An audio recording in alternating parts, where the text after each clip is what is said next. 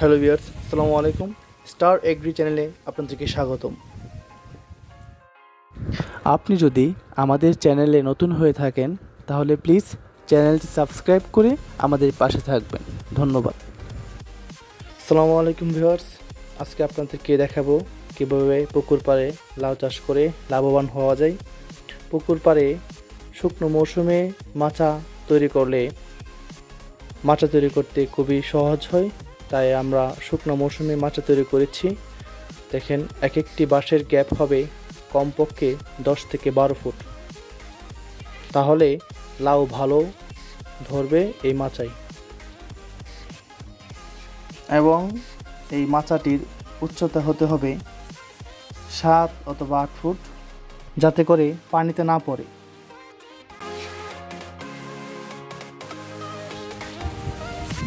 Hello viewers, 40 দিন পর আমার মাচায় লাউ ধরেছে।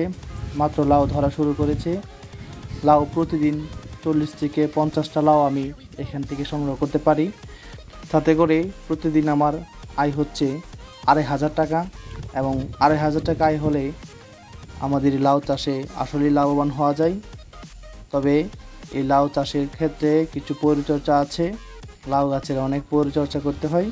লাউ গাছে পানি দিতে হয় এবং 7 দিন পরে পরে ছত্রাকনাশক স্প্রে করতে হয়, তাহলে লাউ ভালো বড় হয় এবং ভালো থাকে।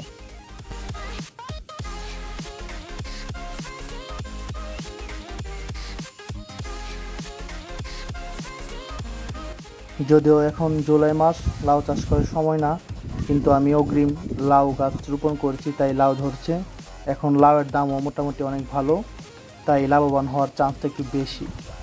তবে এই লাউ গাছের প্রতি প্রতিদিন নজর রাখতে হয় যেন এই লাউ গাছে কোনো ধরনের ছত্রাকে আক্রমণ করতে না পারে, এবং বিভিন্ন ধরনের কীটনাশক ব্যবহার করতে হয় যেন এই লাউয়ের মধ্যে কোনো ধরনের পোকা বা মাকড় আক্রমণ করতে না পারে।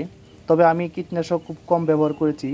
মাত্র কিছুদিন যখন লাউ গাছ ছোটো ছিল তখন কীটনাশক ব্যবহার করেছি।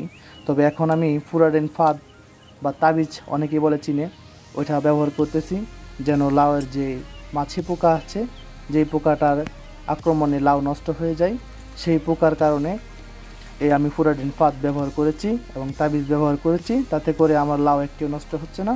তাই আপনাদের যদি লাউ গাছ থাকে তাহলে অবশ্যই এই ফুরাডেন ফাদ বা তাবিজ ব্যবহার করবেন, আপনার গাছে লাউ ভালো ফলবে। আবার অনেকে আমাদেরকে প্রশ্ন করে থাকে যে আমাদের গাছে লাউ ধরে না। লাউ গাছ ঠিকই বাড়ছে কিন্তু লাউ ধরে না। লাউয়ের লম্বা লম্বা ফুল, সাদা সাদা ফুল ধরে কিন্তু লাউ ধরে না। তাদের জন্য আমি কিছু টিপস বলবো। তা হচ্ছে গিয়ে লাউয়ের গাছের যত আগা আছে সব আগা ভেঙে দেন এবং 7 দিন পর পর আগাগুলো ভেঙে দিন, তাহলে অবশ্যই ভালো লাউ ফলবে। এবং ছত্রাকনাশক স্প্রে করবেন পুরা গাছে, তাহলে অবশ্যই লাউ ভালো ফলবে।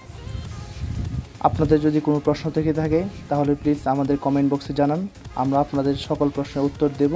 এবং আপনারা যদি আমার চ্যানেল সাবস্ক্রাইব না করে থাকেন তাহলে প্লিজ সাবস্ক্রাইব করে আমাদের পাশে থাকবেন। ধন্যবাদ সবাইকে। আসসালামু আলাইকুম।